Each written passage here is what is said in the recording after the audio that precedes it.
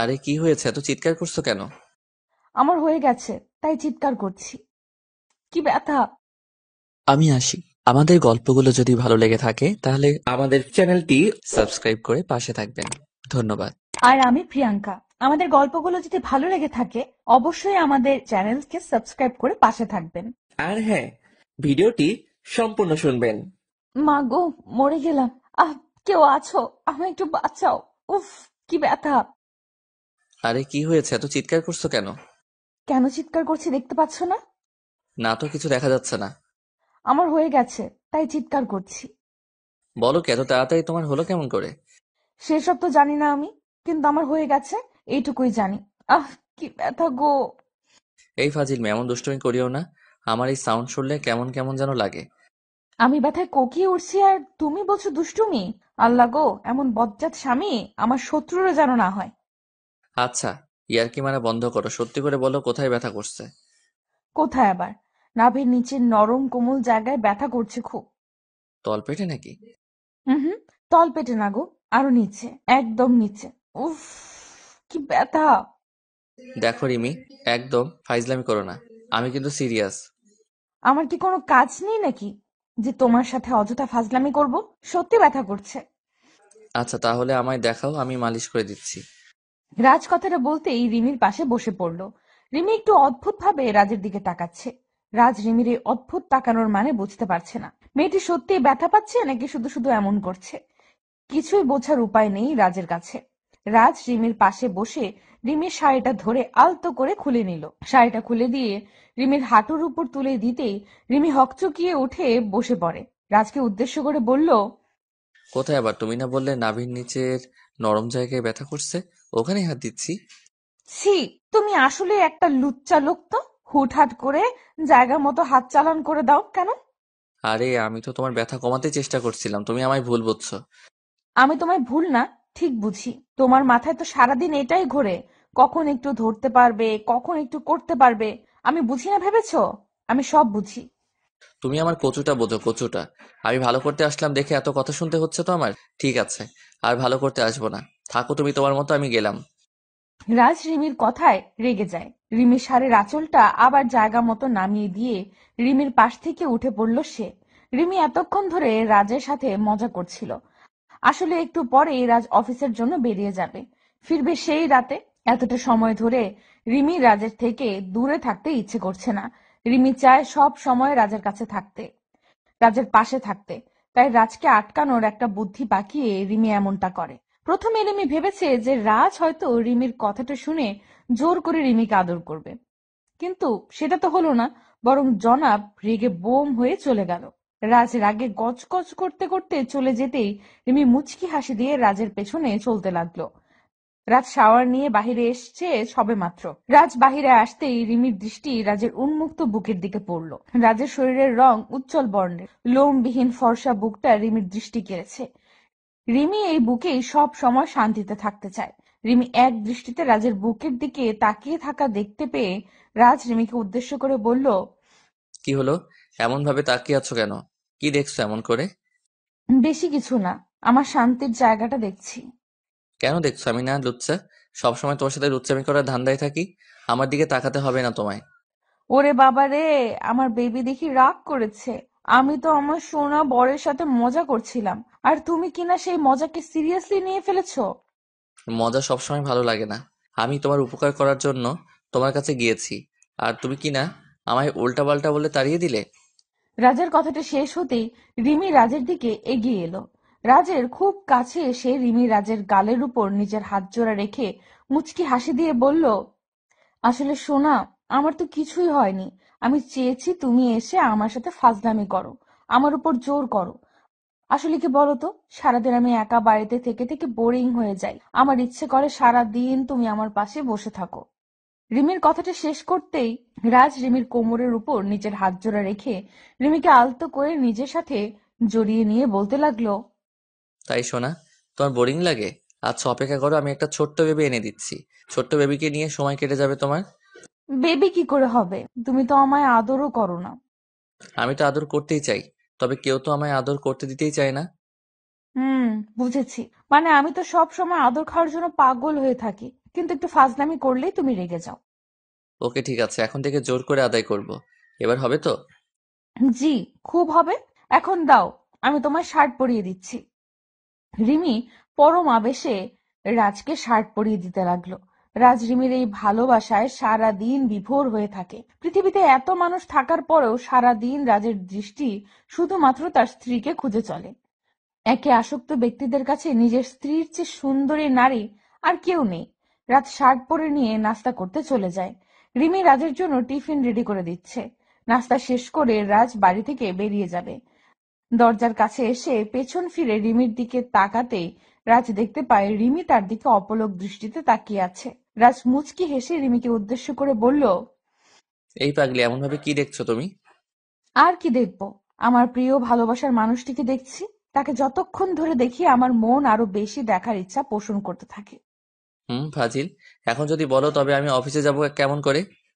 সেসব আমি জানি না। আমার স্বামীকে আমার মন ভরে দেখতে দাও তো। সব সময় তুমি এমন করো। আমার স্বামীর দিকে তাকিয়ে থাকলে তোমার হিংসে হতে শুরু হয়। দুষ্টু লোক একটা। রিমির কথাটা শুনে রাজ হেসে ফেলল। রাজ রিমির দিকে খানিকটা এগিয়ে এসে আলতো করে একটা হ্যাচকা টান দিয়ে রিমিকে নিজের বুকের উপর নিয়ে এলো। রিমি রাজের বুকের উপর হাত জোড়া রেখে দাঁড়িয়ে আছে।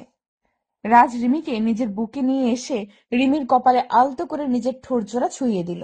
অতঃপর রিমির ঠোঁটের দিকে দৃষ্টিপাত করলো সে। রিমির ঠোঁটজোড়া একদম শুকিয়ে আছে। রাজের ইচ্ছে করছে এই শুকনো ঠোঁটজোড়া এখনই ভিজিয়ে দিতে। রাজ রিমির উষ্ণ ঠোঁটের দিকে তাকাতেই রিমি রাজকে উদ্দেশ্য করে দুষ্টু হাসি দিয়ে বলল, এমন করে দেখে গেলে কি হবে, নাকি মিষ্টিও খেতে হবে? মিষ্টিও খেতে হবে। দাও একটু মিষ্টি খেয়ে নেই। রাজ কথাটা বলতেই আলতো করে রিমির ঠোঁটজোড়া নিজের ঠোঁটের সাথে এক করে দিল। পরম আবেশে রিমির ঠোঁটজোড়া চুষে খেতে লাগলো রাজ। রাজের ঠোঁটের পরশ পেতে রিমি প্রচন্ড ভাবে কেঁপে উঠল। মনে হচ্ছে রিমির সারা শরীরের মধ্যে এক শিহরণ খেলে গেছে। রাজের ইচ্ছে করছে এই ঠোঁটের সব মধু আজ মন ভরে খেয়ে নিতে। একটুও ছাড়তে ইচ্ছে করছে না তার। তবে অফিসের সময় চলে যাচ্ছে, তাই ইচ্ছে না থাকার পরেও রিমিকে ছাড়তে হবে। মিনিট খানেক চুমু খাওয়ার পর রাজ রিমির ঠোঁটজোড়া আলতো করে ছেড়ে দিল। রাজ রিমির ঠোঁটজোড়া নিজের ঠোঁটের বন্ধন থেকে মুক্ত করে দিতেই রিমি খানিকটা হাঁপাতে লাগলো। রিমির গাল ও ঠোঁট ভীষণ রকম লালচে হয়ে আছে। রাজ রিমির দিকে তাকিয়ে মুচকি হাসি দিয়ে বলল, কি হলো জনাবা, ইচ্ছে করছে না বুঝি ছাড়তে? একদম না। আমি তো সেই কখনই ছাড়ার জন্য চেষ্টা করেছি। তবে তুমি তো একদম ডুবে গেছিলে। আমার কি দোষ? হ্যাঁ, বুঝতে পেরেছি কার কি দোষ। এখন এসব বাদ দাও, আমি অফিসে যাচ্ছি, কেমন? সাবধানে থাকবে, ঠিক আছে? হুম, তুমিও সাবধানে যাবে। আর অফিসে পৌঁছে একটা কল করবে। ওকে? ওকে, আসছি, কেমন? রাজ রিমির থেকে বিদায় নিয়ে অফিসের জন্য বেরিয়ে যায়। রিমিকে ছেড়ে আসতে মোটেও ইচ্ছে করছিল না রাজের। তবে অফিস না আসলে কাজের ক্ষতি হয়ে যাবে, তাই রাজ বাধ্য হয়ে রিমিকে ছেড়ে আসলো। রাজ গাড়িতে বসে বসে রিমির কথা ভাবছে। মেয়েটি কতটা সহজ ও সরল। রিমিকে যতবার দেখে রাজ ঠিক ততবার মুগ্ধ হয়ে যায়। রিমিকে পছন্দ করা যাবে না এমন কোনো কারণ খুঁজতে গেলে কখনো খুঁজে পাওয়া যাবে না কারণ। তবে তাকে ভালোবাসার কারণ খুঁজতে গেলে কারণের অভাব হবে না। রাজ রিমির কথা ভাবতেই মুচকি হেসে ফেলল। অফিসে এসে রাজ রিমিকে কল করে জানিয়ে দিল দুপুরের দিকে রাজ লাঞ্চ করার জন্য ক্যান্টিনে যায়। রাজ খাবার অর্ডার করতে রাজের পাশে এসে বসে নদী। নদী হলো রাজের কলিগ। নদী এসে রাজকে উদ্দেশ্য করে বলল, রাজ সাহেব, লাঞ্চ করতে এসেছেন বুঝি? জি ম্যাম, দুপুর তো হয়ে গেছে, তাই চলে আসলাম। হুম, একসাথে বসে কি লাঞ্চ করা যাবে? হ্যাঁ অবশ্যই, কেন নয়? বসুন না প্লিজ। রাজের সম্মতি পেয়ে নদী রাজের পাশেই বসলো। রাজ কাউকে ইগনোর করে না ঠিক, তবে অন্য নারীর থেকে নিজেকে সব সময় দূরে রাখার চেষ্টা করে সে। নদীকে রাজের একটুও পছন্দ হয় না। মেয়েটা সব সময় রাজকে বিরক্ত করতে চলে আসে। রাজ অনেকবার নদীকে বলেছে যে নদী যেন নিজের লিমিট ক্রস না করে। তবে কি আর করার, মেয়েটার মাথায় কোনো সমস্যা আছে হয়তো। তা না হলে এতবার বলার পরেও রাজের পেছনে ঘুরঘুর করে কেন? রাজ খাবার মুখে তুলে নিতেই রাজ রাজ খাবার মুখে তুলে নিতেই নদী রাজকে উদ্দেশ্য করে বলল, তো আপনার দিনকাল কেমন চলছে? সবকিছু ঠিকঠাক আছে তো? জি, সব ঠিকঠাকই। আপনার কি অবস্থা? আমার আর অবস্থা, একটা ছেলেকে পাগলের মতো ভালোবাসা, তবে সে তো আমার দিকে ঘুরেও তাকায় না। তাই নাকি? যদি ছেলেটা এমন করে তবে তাকে ছেড়ে অন্য কাউকে খুঁজে নিন যে আপনাকে পাগলের মতো ভালোবাসা দিবে।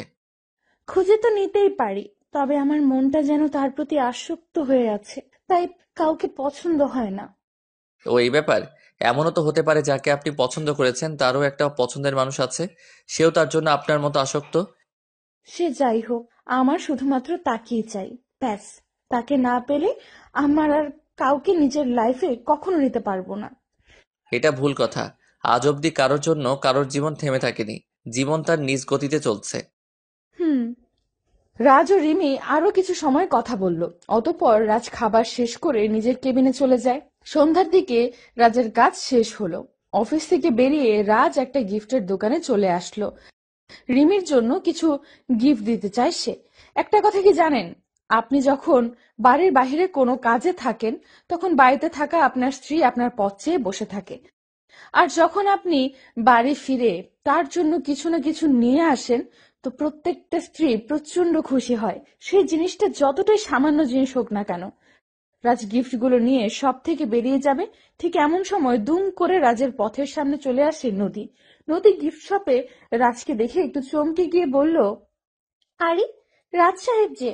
বুঝতে পারলাম না আজ সারা দিন আমার কি কারণে আপনার সাথেই দেখা হয়ে যাচ্ছে।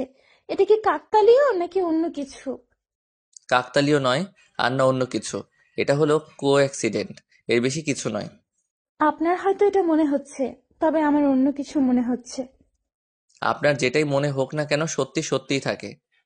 রাজ আর কত ইগনোর করবেন? একটু কি ভালোবাসা দেওয়া যায় না? মানুষের মন হয় কয়টা?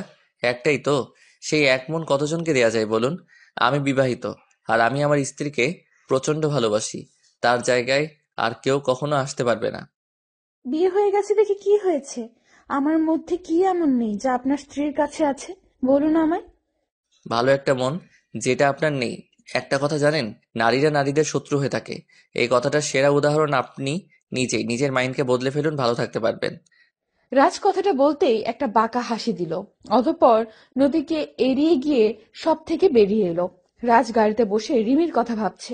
মেয়েটা এই গিফটগুলো দেখলে একদম বাচ্চাদের মতো করে তাকে জড়িয়ে ধরবে। আসলে ভালোবাসা কতটা সুন্দর, তাই না? নিজের প্রিয়জনের খুশির থেকে দামি আর কিচ্ছু হতে পারে না। রাজ বাড়ি এসে কলিং বেল বাজাতেই রিমি দৌড়ে এসে দরজা খুলে দিল। রাজ রিমির দিকে তাকাতেই রাজের মনটা শান্ত হয়ে গেল। পাগলিটা রাজকে দেখে মিষ্টি একটা হাসি দিল। রাজ বাড়িতে এসে আর কোনো দিকে না তাকিয়ে নিজের প্রিয়তমা স্ত্রীকে নিজের বুকের সাথে মিশিয়ে নিল। রিমিও ছোট বাচ্চার মতো রাজের বুকে মুখ লুকিয়ে আদুরে গলায় বলতে লাগলো, এখন সময় হলো আসার। জানো, সন্ধ্যা থেকে শুধু অপেক্ষাই করছি কখন তুমি আসবে। তাই যান। আসলে একটু আড্ডা মারছিলাম, তাই আসতে লেট হয়ে গেছে। আর আড্ডা মারবো না। রাজের কথাটা শুনে রিমি দুম করেই চমকে যায়। রিমি রাজের বুকের থেকে নিজের মাথাটা সরিয়ে নিয়ে একটু অদ্ভুত কণ্ঠে বলতে লাগলো, তুমি জানো আমি কতটা অপেক্ষা করি তোমার জন্য, আর সেই তুমি কিনা আড্ডা মারছিলে। বেশ ভালো তো। আরে পাগলি, একটু আড্ডা না মারলে কি মন ফ্রেশ থাকে নাকি? তাই আড্ডা মেরে মুড ফ্রেশ করছিলাম। ও, আমার সাথে থাকলে বুঝি মুড ফ্রেশ হয় না? আচ্ছা, ফ্রেশ হয়ে নাও, আমি খাবার দিচ্ছি। রাজ বেশ ভালোই বুঝতে পারছে রিমি রেগে গেছে। রাজ তো রিমিকে রাগাতেই এই মিথ্যা বলেছে। রিমি ছাড়া রাজের মন আর কে আছে ঠিক করবে? রাজকে পেছনে ফেলেই রিমি সামনের দিকে এগিয়ে যেতে লাগলো। রাজ আলতো করে রিমিকে পেছন থেকে জড়িয়ে ধরে রিমির ঘাড়ে মুখ গুজে দিয়ে চুমু খেতে খেতে বলল, এই শোনা, রেগে গেছো তুমি? আমি তো তোমার সাথে মজা করছিলাম। আমি তোমায় ছাড়া আর কার সাথে আড্ডা দেবো বলো? আমি তো তোমার জন্য এই গিফটগুলো নিতে গিয়েছি, তাই একটু লেট হয়ে গেছে। মানে, তার মানে তুমি এই আড্ডার কথাটা আমায় রাগাতে বলেছো? জি, একদম তাই। তবে রে ফাজিল, দাঁড়াও তোমার মজা দেখাচ্ছি। রিমি কথাটা বলতেই রাজকে মাইর দিতে ছুটে এগিয়ে আসতে লাগলো। রাজও রিমির থেকে বাঁচতে দৌড়াতে লাগলো। অতঃপর রিমিকে নিজের বুকে টেনে নিল সে। ভালোবাসা এমনই হয়, নিজের প্রিয়জনকে ছাড়া আর কারো সাথে সময় কাটাতে বিন্দু মাত্র ইচ্ছা করে না। ভালো থাকুক এইসব ভালোবাসাগুলো। তোমার এই গর্তটা এত ছোট কেন? আমি ভার্জিন, তাই এটা এত ছোট। ভার্জিন মেয়েদের কি এই গর্তটা ছোট হয়? অন্য সকলের বুঝি বড় হয়? সেটা তো আমি জানি না, তবে শুনেছি ভার্জিন মেয়েদের গর্ত ছোট হয়। উফ, তোমার এই গর্তের দিকে তাকিয়ে আমার মাথা নষ্ট হয়ে যাচ্ছে। ইচ্ছে করছে এটাকে চুমু খাই। ছি, এদিকে কি চুমু খাওয়া যায় নাকি? তোমার কি মুখে কিছু আটকায় না? তুমি আমার ভালোবাসার মানুষ, আর নিজের ভালোবাসার মানুষের সাথে কথা বলতে গেলে কি হিসেব করতে হয় নাকি? এই শুভ, তুমি এমন করে বলো না গো, আমার অদ্ভুত রকম লাগছে। আমার সামনে বের করে রাখতে সমস্যা হয়নি, আর আমি বললেই যত সমস্যা। ফাজিল মেয়ে একটা। আহ, ছাড়ো প্লিজ, লাগছে তো। শুভ নীলার কোনো কথা শুনলো না, আলতো করে নীলার পেটের উপর নিজের হাত ছুঁয়ে দিল। শুভর হাতের স্পর্শ পেতেই নীলার সারা শরীরের মধ্যে অদ্ভুত শিহরণ খেলে গেল। নীলা মৃদু কম্পিত হয়ে শুভর শার্ট দুই হাতে চেপে ধরে আছে। শুভ নীলার নাভির উপর আলতো করে হাত বুলিয়ে দিচ্ছে। আজ নীলার আর শুভর রুম ডেট। 2 বছরের রিলেশনের মধ্যে যদিও একবারও তাদের রুম ডেট হয়নি, এটাই প্রথম রুম ডেট। রুম ডেটের কথা শুনে নীলা তো পুরো ভয় পেয়ে যায়। নীলার ভয়েরও যথেষ্ট কারণ ছিল। ভালোবাসা যতটাই থাকুক না কেন, দিন শেষে তো তারা দুটি ভিন্ন মানুষ। তাদের মধ্যে কোনো প্রকার বৈবাহিক সম্পর্ক নেই। যদি শুভ তাকে জোর করে তখন কি হবে, এটা ভেবেই নীলা ভয় পাচ্ছিল। সরাসরি দুবার না করে দিলেও পর মুহূর্তে খানিকটা বাধ্য হলো সে। কি আর করবে, ভালোবাসার মানুষটির আবদার পূরণ না করলে সে কষ্ট পাবে। নীলা শুভকে নিজের জীবনের থেকেও বেশি ভালোবাসে, আর তার ভালোবাসার টানই নীলা ছুটে আসে শুভর কাছে। রুম ডেটে গিয়ে নীলা শুভর সাথে আলাদা একটা রুমে চলে আসে। রুমে বসতে গিয়েই আচমকা ভুল করে নীলার পেটের ওপর থেকে শাড়ির আঁচলটা সরে যায়, যার কারণে নীলার নাভিটা শুভর চোখের সামনে স্পষ্ট হয়ে যায়। শুভ নীলার নাভি দেখতেই একটা ঘোরে চলে যায়, অপলক দৃষ্টিতে তাকিয়ে থাকে নীলার নাভির দিক। তারপর কি হলো তা তো দেখলেনি। শুভ নীলার নাভিতে হাত বুলিয়ে দিতে লাগলো। কিছু সময় হাত বুলিয়ে দিতেই নীলা খানিকটা বিরক্ত হয়ে যায়। দুম করে শুভর হাত নিজের পেটের ওপর থেকে সরিয়ে দিয়ে নীলা বলতে লাগলো, এসব কি হচ্ছে? তোমায় না বলেছি আমার এসব পছন্দ নয়? তোমার পছন্দ না হতেই পারে, তবে আমার তো বেশ পছন্দ। ইচ্ছে করছে ঠোঁটের পরশ এঁকে দিতে। শুভ, কন্ট্রোল করো নিজেকে। এইসব একদম উচিত নয়। আমাদের মধ্যে এখনো বিয়ের কোনো সম্পর্ক হয়নি। বিয়ের সম্পর্ক থেকে বড় সম্পর্ক আমাদের মাঝে আছে, আর সেটা হলো ভালোবাসার সম্পর্ক। প্লিজ নীলা, বোঝার চেষ্টা করো। না, আমি কিছু বুঝতে চাই না। আমার এসব একদম অপছন্দ লাগছে। আমি আসছি। নীলা কথাটা বলতেই শুভর পাশ থেকে উঠে পড়তে চেষ্টা করলো। শুভ নীলার দিকে তাকিয়ে থেকে হঠাৎ করে নীলাকে ভীষণ অবাক করে দিয়ে দুম করে নীলার হাত শক্ত করে চেপে ধরলো। নীলা অবাক হয়ে শুভর দিকে তাকিয়ে আছে। কি করছে শুভ? কিছুই বুঝতে পারছে না সে। শুভ নীলার হাত ধরে একটা হ্যাচকা টান দিয়ে নীলাকে নিজের কোলের উপর নিয়ে নিল। নীলা শুভর কোলে আসতেই শুভর মুখের উপর নীলার চুলগুলো গিয়ে পড়ল। শুভ নীলার চুলে মিষ্টি গন্ধ মন ভরে গ্রহণ করছে। নীলা ঘোর কাটিয়ে ওঠার আগেই শুভ নীলার ঘাড়ের ওপর নিজের মুখ ঘষতে লাগলো। নীলা চোখ বন্ধ করে আছে। নীলা বেশ ভালোই বুঝতে পারছে যে শুভ তাকে জোর করছে। নীলা চেষ্টা করছেও শুভকে নিজের থেকে দূরে রাখতে, শুভর কাছ থেকে নিজেকে সরিয়ে নিতে। তবে কোনো কিছুতেই কি লাভ হচ্ছে না। শুভ নীলার কোমর ধরে আছে। শুভর স্পর্শে নীলার মনের মধ্যে এক অদ্ভুত ভালো লাগা কাজ করতে লাগলো। নীলা যেন নিজের উপর সম্পূর্ণভাবে নিয়ন্ত্রণ হারিয়ে ফেলল। শুভ নীলার ঘাড়ে গলায় পাগলের মতো চুমু খেয়ে চলেছে। নীলা চোখ বন্ধ করে শুভকে উদ্দেশ্য করে কাঁপা কাঁপা গলায় বলতে লাগলো, শুভ প্লিজ, এমন করিও না। আমার সারা শরীরের মধ্যে অদ্ভুত অনুভূতি কাজ করছে। এই অদ্ভুত অনুভূতি কাজ করার মানে কি জানো তুমি? আমার প্রত্যেকটা স্পর্শ তোমার মনকে রাঙিয়ে দিচ্ছে। ঝড় তুলতে চাইছে তোমার মনের মনে। এবার তো একটু বোঝো। কিন্তু এটা তো ঠিক না শুভ, এটাকে পাপ বলে। আজ আমাদের মাঝে কিছু হয়ে গেলে পরে যদি আমায় আর তোমার ভালো না লাগে, তখন কি করব আমি? আমার জীবনটা নষ্ট হয়ে যাবে। তোমার কি তোমার শুভর উপর একটু ভরসা ও বিশ্বাস নেই? তোমার শুভ কি কোনোদিন তোমায় অস্বীকার করতে পারে? তোমার প্রতি আমার সম্পূর্ণ বিশ্বাস আছে, তবে একটা কথা আমার ভয় করছে খুব। মুখ আর মানুষ চেনা এক কথা নয়। তুমি চিন্তা করিও না, সব ঠিক করে দিব আমি। শুভ নিজের কথায় নীলাকে ভুলিয়ে নিল। আজ শুভর মন পূর্ণতার নেশায় আসক্ত হয়ে আছে। খুব বেশি করে নীলাকে নিজের কাছে পেতে চায় শুভ, এতটা কাছে যে তাদের মাঝে 1 ইঞ্চিও দূরত্ব শুভ সহ্য হচ্ছে না। নীলা আর কিচ্ছু বলতে পারল না। শুভর প্রতি তার অগাধ বিশ্বাস আছে।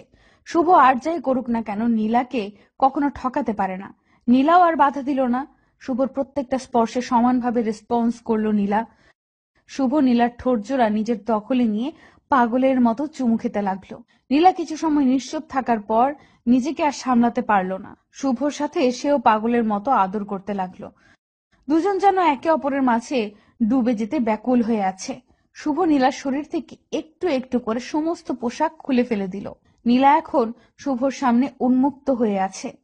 উন্মুক্ত নীলাকে দেখে শুভর চোখে মুখে এক অজানা নেশার ছাপ স্পষ্ট হয়ে গেল।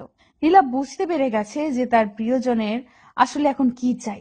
নীলা নিজেকে সম্পূর্ণভাবে শুভর সামনে তুলে ধরল। দুজন পূর্ণতার নেশায় মেতে উঠল। কিছু সময়ের জন্য তারা ভুলেই গেছে যে তারা যেটা করছে সেটা ভালোবাসা নয়, নিছক আকর্ষণ মাত্র। নীলা আর শুভ একে অপরের মাঝে সম্পূর্ণভাবে হারিয়ে গেল। পাগলের মতো আদর করতে থাকলো দুজন দুজনকে। আদর পর্ব শেষ হলো প্রায় ঘন্টাখানেক পরে। নীলা ক্লান্ত হয়ে বিছানায় শুয়ে আছে। নিজের নগ্নতা ঢাকার বিন্দু মাত্র শক্তিও যেন তার শরীরে নেই। শুভও ক্লান্ত হয়ে গেছে। নীলার বুকের ওপর মাথা রেখে শুয়ে আছে সে। নিশ্চুপ হয়ে কিছু সময় দুজন একে অপরকে জড়িয়ে ধরে শুয়ে থাকার পর সকল নীরবতা ভেঙে শুভ নীলাকে উদ্দেশ্য করে বলল, চুপ করে আছো কেন? কি হয়েছে? কিছু হয়নি। আমার মাথা ও সারা শরীর ব্যথা করছে ভীষণ। হুম, ভার্জিন মেয়েদের একটু ব্যথা হবেই। পেইন কিলার খেয়ে নিলেই ব্যথা কমে যাবে। হুম। আচ্ছা, তুমি তবে একটু রেস্ট করো, আমি ফ্রেশ হয়ে আসছি। শুভ কথাটা বলতেই নীলার উপর থেকে উঠে যায়। শুভ উঠে পড়তেই নীলা চাদর টেনে নিয়ে নিজের শরীর ঢেকে নিল। মনের মধ্যে এতক্ষণ কোনো প্রশ্ন উদয় না হলেও এখন অনেক প্রশ্ন মনের মধ্যে উদয় হয়েছে অধরার। মনের মধ্যে এতক্ষণ কোনো প্রশ্ন উদয় না হলেও এখন অনেক প্রশ্ন মনের মধ্যে উদয় হয়েছে নীলার।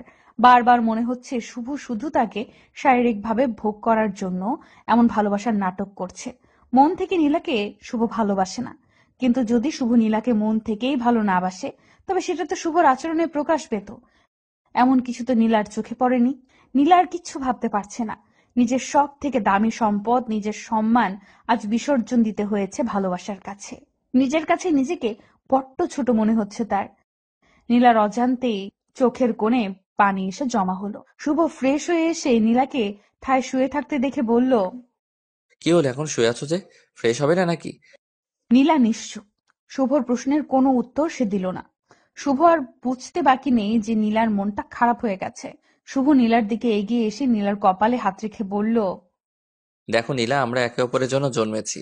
আমাদের মাঝে কোনোদিন বিচ্ছেদ নামক কোনো শব্দ আসবে না, তুমি আমায় বিশ্বাস করতে পারো। হুম। এখনো মন খারাপ করে আছো? আরে যেটা একটা না একটা দিন হবার ছিল সেটা আজ হয়ে গেল, এতে কষ্ট পাওয়ার মতো কি আছে? কষ্ট পাচ্ছি না, ঠিক আছি আমি। আচ্ছা, তবে চলো ফ্রেশ হয়ে নাও, বাড়ি ফিরতে হবে তো নাকি? হুম, আসছি, ওয়েট করো। নীলা বিছানা থেকে উঠে ফ্রেশ হতে চলে যায়। বিছানা থেকে নীলা উঠে পড়তেই শুভর চোখ বিছানার উপর পড়ল। খানেক জায়গায় রক্তের দাগ লেগে আছে। রক্তের দাগগুলো দেখে শুভর মনটা খারাপ হয়ে যায়। আসলে নীলার সাথে এত জোর করে এই কাজটা করা উচিত হয়নি তার। মেয়েটার মনটা একদম নরম। বেশি কিছুর প্রয়োজন না। একটু ভালোবাসাই তো চেয়েছে সে। শুধু শুধু কষ্ট দিয়ে ফেললাম। কথাটা আপন মনে বলল শুভ। নীলা ফ্রেশ হয়ে বাইরে আসতেই শুভ নীলার দিকে এগিয়ে যায়। নীলা ঠিকমতো সোজা হয়ে দাঁড়াতে পারছে না। হয়তো তার শরীর একটু অসুস্থ হয়ে আছে। শুভ নীলার কোমর ধরে আলতো করে খুঁড়িয়ে খুঁড়িয়ে নীলাকে রুম থেকে নিয়ে সোজা চলে আসে গাড়িতে। শুভ নীলাকে গাড়িতে বসিয়ে গাড়ি নিয়ে বেরিয়ে পড়ল। কিছু দূর ড্রাইভ করতেই শুভ দেখতে পেল রাস্তার পাশে একটা ফার্মেসির দোকান খোলা আছে। শুভ গাড়িতে সাইডে পার্ক করে গাড়ি থেকে নেমে পড়ল। গাড়ি থেকে নেমে শুভ নীলার জন্য পেইন কিলার, কিছু মেডিসিন ও প্রোটেকশন পিল নিয়ে নিল। অতঃপর গাড়িতে এসে নীলাকে মেডিসিনগুলো দিল। নীলা মেডিসিনগুলো হাতে নিয়ে প্রশ্নসূচক কণ্ঠে শুভকে বলল, এইসব কিসের মেডিসিন? এটা হলো পেইন কিলার, ব্যথা কমে যাবে। আর এটা হলো সেফটি পিল, এটা নিলে বেবি আসবে না। শুভর কথাটা শুনে হয়তো নীলার একটুও পছন্দ হয়নি। নীলার মুখটা ফ্যাকাশে হয়ে গেল। নীলা গম্ভীর কণ্ঠে শুভকে উদ্দেশ্য করে বলল, তার মানে তুমি চাও না আমি তোমার বেবির মা হয়ে যাই? তাই তো এই পিল নিয়ে এসেছো, ঠিক বললাম তো? আরে পাগলি, এমন না, বিয়ের পর বেবি নিব। এখন এটা সেফটি হিসেবে কাজ করবে। প্রয়োজন নেই। আমাদের ভালোবাসার কারণেই আজ যখন আমাদের মাঝে শারীরিক সম্পর্ক হয়েছে, তখন আমি চাইছি এটাই আমাদের ভালোবাসার অংশ হয়ে পৃথিবীতে আসুক। নীলার কথাটা শুনে শুভ আর কিচ্ছু বলল না। মুচকি হাসি দিয়ে নীলার হাত থেকে সেফটি পিল নিয়ে গাড়ির দরজা দিয়ে ফেলে দিল। নীলাকে উদ্দেশ্য করে শুভ মৃদু কণ্ঠে বলল, সমস্যা নেই, তোমার ইচ্ছে মানে আমার ইচ্ছে, এইসবের কোনো দরকার নেই। খুব শীঘ্রই আমরা এক হয়ে যাব, অপেক্ষা করো। শুভ কথাটা বলতেই গাড়ি স্টার্ট করলো। নীলাকে নীলার বাড়িতে ছেড়ে দিয়ে শুভ নিজ বাড়িতে চলে যায়। নীলার সাথে শারীরিক সম্পর্ক হবার পর শুভ আর আগের মতো নীলার সাথে কথা বলে না। নীলা কল করলে শুভ বারবার এক কথাই বলে, বিজি আছে সে। নীলা বুঝতে পারলো না কিছু। হঠাৎ করে তার ভালোবাসার মানুষটির এমন পরিবর্তন নীলাকে ভাবিয়ে তুলছে ভীষণ। নীলার এতটুকু তো বেশ বুঝতে পারছে যে শুভ তাকে এড়িয়ে চলছে, অবহেলা করছে। তবে বেহায়া মন বারবার তার কাছেই ফিরে যায়, যার কাছে তার কোনো মূল্য থাকে না। নীলা সারাদিন ঘরের মধ্যে শুয়ে বসে কাটায়। একটু একটু করে নীলা যেন ডিপ্রেশনে আক্রান্ত হয়ে পড়েছে। একদিন দুম করেই নীলার প্রচন্ড বমি হতে লাগলো। নীলা দ্রুত প্রেগন্যান্সি টেস্ট করাতেই বুঝতে পারলো নীলা মা হতে চলেছে। নীলা বুঝতে পারছে না যে সে এই সংবাদে খুশি হবে নাকি দুঃখ পাবে, কারণ নীলার গর্ভেতেই সন্তান একটু একটু করে বড় হয়ে উঠছে। সেই সন্তানের বাবা তো তার মাকে স্বীকার করতে প্রস্তুত নয়, সেখানে এই বাচ্চাটাকে কি করে স্বীকার করবে। নীলা কিছু ভেবে না পেয়ে শুভকে কল করলো। দুবার রিং হতেই শুভ কলটা পিক করলো। কলটা পিক করতেই ওপার থেকে নীলা শুভকে উদ্দেশ্য করে বলল, শুভ, আমি মা হতে চলেছি। Wow, good news. মিষ্টি কোথায়? শুভ, আমি মজা করছি না, সত্যি বলছি, একটু আগে টেস্ট করে জানতে পারলাম। তো আমি কি মজা ভেবেছি নাকি? আর তুমি প্রেগনেন্ট, তো আমার কি হয়েছে? তোমার কি হয়েছে মানে? মাথা ঠিক আছে তো তোমার? কি সব পাগলের মতো বলছো? কি সব বলছি মানে? আমার মাথা আর আমি সব ঠিক আছে। তুমি বলো কি জন্য আমায় কল করেছো? শুভ, এই সন্তানটা আমাদের। আর এই নিউজটা আমাদের খুশির খবর নিয়ে আসছে। আর তুমি কিনা বলছো তোমার তাতে কি? ওয়েট, এই সন্তান আমাদের মানে? একদম অন্যের পাপের বোঝা আমার উপর চাপিয়ে দিবে না। এই সন্তান আমার না। শুভর কথাটা শুনে যেন নীলার পায়ের নিচ থেকে মাটি সরে যায়। নীলা অবাক হয়ে যায় শুভর কথাটা শুনে। শুভ আজ নিজের সন্তানকে অস্বীকার করে বলছে এই সন্তান তার নয়। নীলার গলা শুকিয়ে গেছে। নীলা শুকনো গলায় শুভকে উদ্দেশ্য করে বলল, তার মানে কি বলতে চাও তুমি? আমি অন্য কারোর সাথে ফিজিক্যাল রিলেশন করে এই বাচ্চাকে গর্ভে নিয়েছি? সবকিছু তো আর আমার বলাই হবে না, এমনটা হতেও তো পারে। যাই হোক, তোমার ভালোর জন্য আমার একটা মেসেজ হলো যে তুমি এই বেবিকে নষ্ট করে ফেলো। এতে করে তোমার লাইফে আর কোনো ধরনের পেইন আসবে না। শুভর কথাটা শুনে নীলার চোখ থেকে আপনা আপনি পানি টপ টপ করে গড়িয়ে পড়তে লাগলো। নীলা নিজেকে শান্ত করতে পারছে না। বুকের মধ্যে অদ্ভুত রকম কষ্ট হচ্ছে তার। নিজের ভালোবাসার মানুষটিকে সবকিছু উজাড় করে দেওয়ার পর আজ সেই ভালোবাসার মানুষটি তাকে নিয়ে, তার চরিত্র নিয়ে কথা বলছে। শুভর কথাগুলো কোনোভাবেই যেন নীলা সহ্য করতে পারছে না। নীলা খানিকটা শক্ত গলায় শুভকে উদ্দেশ্য করে বলল, বাহ, অসাধারণ উপহার দিলে তুমি। তোমার আর আমার ভালো চাইতে হবে না। আমি আমার ভালো ঠিক বুঝে নিব। ভুলটা আমার ছিল, সমাধানও আমার করা লাগবে। ভালো থেকো তুমি। নীলা কথাটা শেষ হতেই দুম করে কলটা কেটে দিল। ফোনটা সুইচ অফ করে দিয়ে নীলা বালিশের সাথে মুখ চেপে কান্না করতে লাগল। নিজের জীবনের আজ শেষ করে দেওয়া ছাড়া আর কোনো উপায় নেই। নীলা একটা ভুলের কারণে আজ দুটি জীবন নষ্ট হতে চলেছে। নীলা কোনোভাবেই নিজের মনকে বোঝাতে পারছে না যে শুভ তার সাথে প্রতারণা করেছে। মেয়েরা আসলেই বোকা। একটু ভালোবাসা পাবার লোভে তারা নিজের সব কিছু দিয়ে দিতে পারে, আর দিন শেষে প্রতারিত হয়। নীলা কান্না করছে। হঠাৎ করে শুভ অনুভব করলো কারো একটা হাত নীলার কাঁধের উপর পড়ছে। নীলা মুখ ঘুরিয়ে পেছনে তাকাতেই দেখতে পায় শুভকে। শুভকে নিজের রুমে দেখে নীলা চমকে যায়। নীলা প্রশ্নসূচক কণ্ঠে বলে উঠল, তুমি আমার রুমে কি করছো? আচ্ছা, তোমায় নিয়ে যেতে এসেছি, তাও নিজের স্ত্রী করে। অনেক তো কাজ করলাম, এখন নিজের পরিবারকে সময় দেওয়ার পালা। মানে কি সব বলছো তুমি? একটু আগে তো বললে আমার চরিত্রে। দৌড় পাকলি, মজাটাও দেখি বোঝো না তুমি। আমি তো তোমায় একটু কষ্ট দিতেই এমন কথা বলেছি। এখন কথা না বাড়িয়ে তাড়াতাড়ি রেডি হয়ে নাও। আব্বু আম্মু কথা বলছে বাহিরে। অতঃপর শুভর কথায় নীলার বুকে প্রাণ ফিরে এলো। ভালোবাসার মানে আশ্বাস নয়, ভালোবাসার মানে বিশ্বাস। বিশ্বাসের উপর ভর করে ভালোবাসা টিকে থাকে। এই চলুন না, আজ রাতে আমরা দুজন মিলে একটু খেলি। এই শোনো, চ্যানেলটি সাবস্ক্রাইব করে ঘন্টাটি বাজিয়ে দিও, কেমন? হুম, ঠিক আছে। কিন্তু কি খেলবে? ওই যে ওই খেলাটা। কোন খেলাটা? আরে যেটাই আপনি আমারটা খাবেন আর আমি আপনারটা খাবো। মিলির কথাটা শুনে মাহির চমকে গেল। হঠাৎ করে মিলি এই খেলাটা এতদিন পর খেলতে চাইলো কেন? মাহির বুঝতে পারছে না। বিয়ের প্রায় 2 মাস হয়ে গেছে, এখনো মিলি মাহিরের মাঝে কোনো শারীরিক সম্পর্ক হয়নি। যদি মাহির চেষ্টা করে মিলির সাথে কিছু একটা করতে, ঠিক তখনই মিলি সরাসরি মাহিরের সাথে একটা সিন ক্রিয়েট করে ফেলে।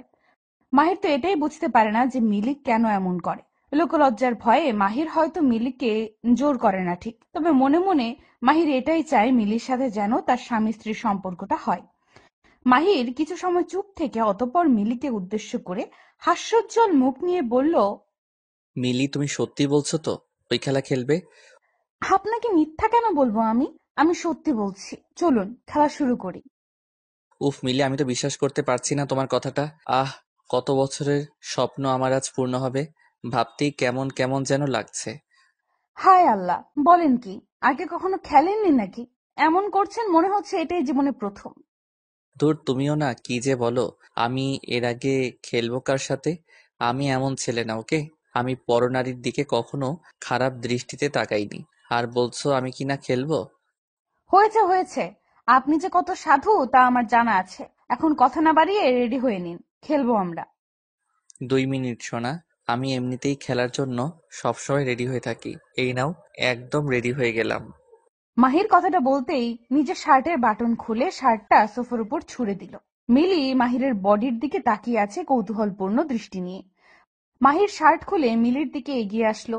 মিলি ভ্রু কুঁচকে মাহিরের দিকে তাকিয়ে আছে।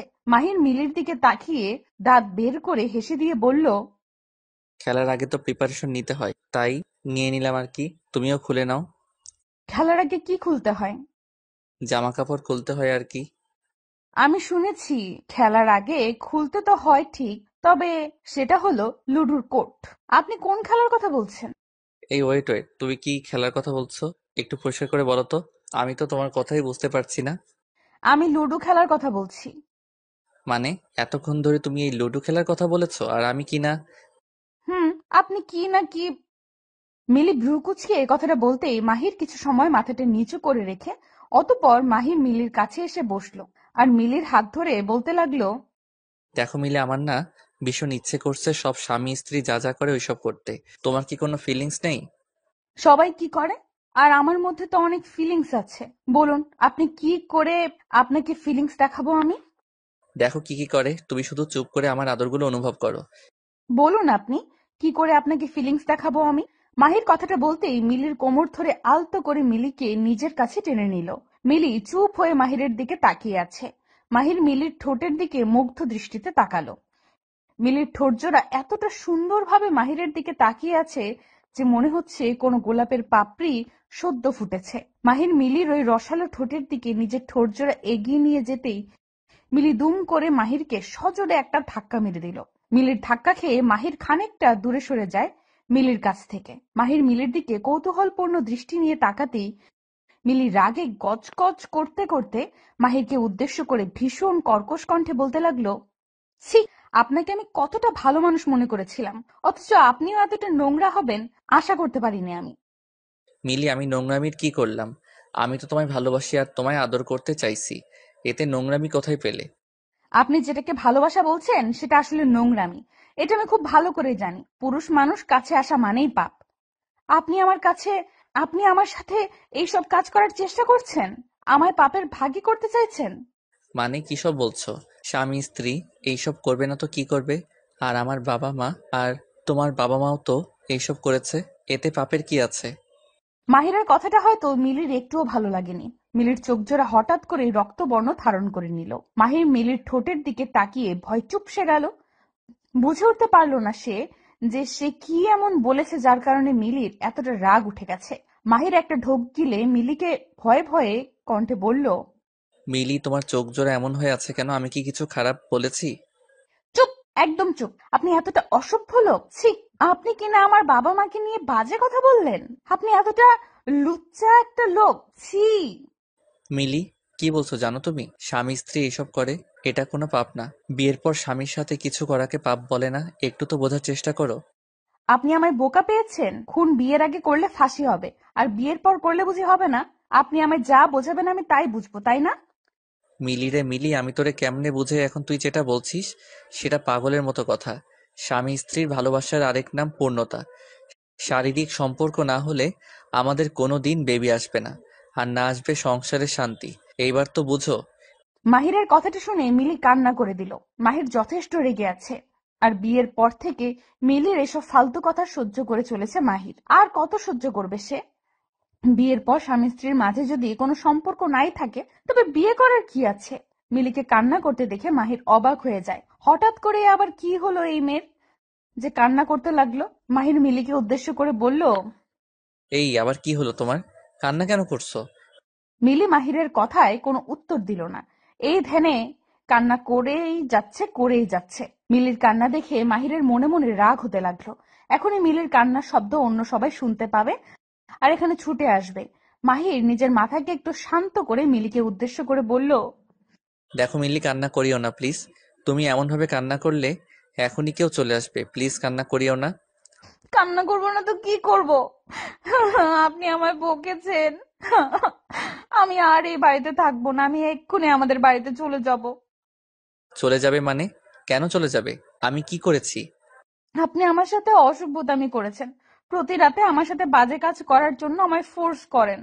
আমি আর আপনার সাথে থাকবো না। মিলির কথাটা শুনে মাহিরের ইচ্ছে করছে মিলিকে খেয়ে ফেলতে, কিন্তু এখন আর মিলিকে কিছু বলা যাবে না, নয়তো মিলি সত্যি সত্যি চলে যাবে। মাহির নিজের মাথাকে ঠান্ডা করে মিলিকে উদ্দেশ্য করে বলল। আচ্ছা মিলি, আমি দুঃখিত। আমায় ক্ষমা করে দাও। আর কখনো আমি এইসব নিয়ে বাড়াবাড়ি করব না, প্রমিস। আপনার কথা আমি বিশ্বাস করি না। আমি চাই আপনিও আমার মতো ভালো হয়ে যান, পাপ থেকে নিজেকে দূরে রাখুন। অথচ আপনিও কিনা সেই এক পাপ করার জন্য উঠে পড়ে লেগেছেন। আমি আর কি করে আপনাকে বোঝাই বলুন তো? আর কিছু বোঝাতে হবে না, আমি সব বুঝতে পেরে গেছি। সত্যি আর কখনো আমি কিছু করব না। কথাটা মাথায় থাকে যেন। থাকবে থাকবে, মাথায় মনে প্রাণে সব জায়গায় লেগে থাকবে। মিলির জন্য মাহিরের বাসর রাত তো শেষ হলোই, সেই সাথে শেষ হলো মাহিরের সাংসারিক জীবন। মাহির নিজেও জানে না এই মেয়ের মাথায় কি সমস্যা আছে। নিজের স্বামীকে সন্তুষ্ট রাখাটা প্রত্যেক নারীর পরম কর্তব্য। সেইখানে মিলি কিনা নিজের স্বামীকে বারবার নিজের থেকে দূরে রাখতে ব্যস্ত। মাহির এক বুক হতাশা নিয়ে ঘুমিয়ে পড়লো। সকালবেলা মাহিরের ঘুম ভাঙলো মিলির চিৎকারে। মিলি চিৎকার করে মাহিরকে ডাকছে। মিলির চিৎকারের শব্দে মাহির হকচকিয়ে বিছানা থেকে উঠে পড়লো। মিলির দিকে চোখ কচলাতে কচলাতে তাকিয়ে বলল মাহির। কি হয়েছে? এত সকাল সকাল এমন করে চিৎকার করছো কেন? বাড়িতে কি তোর পড়েছে নাকি? চোর না, ডাকাত পড়েছে। আপনার ঘুম এত গভীর কেন? আমি মরে গেলেও তো আপনার ঘুম ভাঙবে না। হয়েছে, এখন হেয়ালি না করে সরাসরি বলো কি হয়েছে। আমি না আজ একটা ঘটনা ঘটিয়ে ফেলেছি, এই আপনাকে বলতে ছুটে এসেছি। সকাল সকাল আবার কি ঘটিয়ে ফেলেছো? আমাকে না আম্মু বলেছে আমাদের বেবি কবে হবে। আমি বলে দিয়েছি খুব তাড়াতাড়ি আসছে বেবি। ঠিক বলেছি না? কি আসবে আমি শুনতে পাইনি, আবার বলবে। আরে লজ্জার কথা, আপনি এমন করে বললে কি করে আমি বলবো বলুন? বলেছি বেবি আসবে। এত বড় মিথ্যা বললে তুমি। এখন পাপ হবে না মিথ্যা বললে? আমি মিথ্যা কেন বলবো? আমাদের কি বেবি আসবে না নাকি? আজব লোক একটা। বেবিটা আসবে কি করে সেটা আমায় বলবে। ও মা, সবার যেমন ভাবে আসে ঠিক তেমন ভাবেই আসবে। সবার যেমন ভাবে আসবে তেমন ভাবে আসবে মানে? সবার মতো কি আমাদের মাঝে কিছু হয়েছে? হয়নি মানে? আপনার সাথে আমার বিয়ে হয়েছে, তো বেবি কেন আসবে না? ওরে আল্লাহ, কোন বিপদে আমায় ফেললে তুমি! তুলে নাও আমায়। এই মেয়েটা আমায় পাবনা না পাঠিয়ে শান্ত হবে না। আরে আপনি এত ওভার রিয়েক্ট করছেন কেন? বেবি আল্লাহ দিবে, শুধু মন থেকে আল্লাহর কাছে চাইতে হবে। আচ্ছা মিলি, আল্লাহ বেবি দিবে সেটা আমি বিশ্বাস করলাম, কিন্তু আল্লাহ তো তখনই আমাদের কথা শুনবে যখন আমরা বেবি হবার আমল করব, তাই না? আমল তো আমি জানি। মন থেকে একদম পবিত্র হয়ে আল্লাহর কাছে চাইলে আল্লাহ নিরাশ করবেন না। হ্যাঁ বুঝেছি আমি। আল্লাহর কাছে চাইতে থাকো মন প্রাণ দিয়ে। আল্লাহ দিবে বেবি। কিছু করতে হবে না বেবির জন্য। মাহির কথাটা বলে কাঁথা মুখে পেঁচিয়ে শুয়ে পড়ল। মিলি মুচকি মুচকি হাসছে। এইবার তার বেবি আনতে হবে, আর তার জন্য তাকে ভীষণ রকম পরিশ্রম করে আল্লাহর কাছে মন থেকে চাইতে হবে। মিলি অজু করে এসে নামাজ পড়তে লাগলো, আর মাহির ঘুমাতে লাগলো। দেখতে দেখতে কেটে যায় 3 মাস।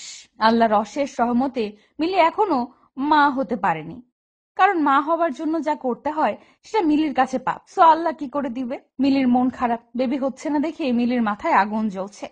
এত ভালো করে আল্লাহর কাছে বললো, তবুও আল্লাহ কেন দিল না? মিলি বুঝতে পারছেন। সকালবেলা মাহির অফিসে বের হবার সময় হুট করে মাহিরের সামনে চলে আসে মিলির বাবা মা। নিজের শ্বশুর শাশুড়িকে দেখে মাহির একটু অবাক হবার পাশাপাশি ভীষণ খুশিও হয়। মাহির তাদের সালাম দিয়ে বলল।